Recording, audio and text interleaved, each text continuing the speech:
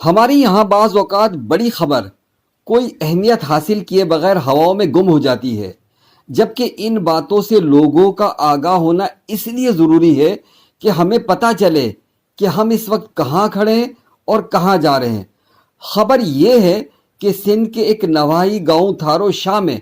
صفاق باپ نے اپنی 15 دن کی بچی کو صرف اس لیے زندہ درگور کر دیا کہ وہ بیمار تھی اور اس کے علاج معالجے کے لیے اس کے پاس پیسے نہیں تھے۔ اس نے اپنی بچی پڑوسی کو بھی دی، لیکن انہوں نے بھی بچی کو واپس کر دیا، اور پھر بالآخر اس ظالم شخص نے اس بچی کو بوری میں ڈال کر ماضی کی اس جاہلانہ رسم کی یاد تازہ کر دی اور اپنی زندہ بچی کو زمین میں دفن کر دیا۔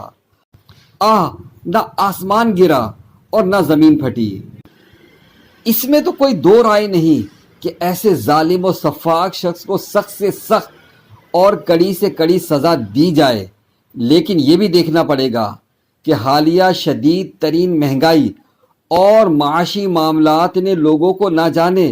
تباہی کے کس دانے پر لا کھڑا کر دیا ہے۔ یہ ان حکمرانوں کے لیے بھی غور کا مقام ہے جہاں ان سے ان کی رعیت کے بارے میں پوچھا جائے گا، اور ساتھ ہی ان مخیر اور اہل ثروت کے لیے بھی سوچنے کا مقام ہے کہ جہاں یہ کہا جاتا ہے کہ اگر زکوٰۃ صحیح طرح تقسیم ہو تو دینے والے تو بہت ہوں گے، لیکن ممکن ہے کہ لینے والے اس تعداد میں نہ ہو۔ اور آخر میں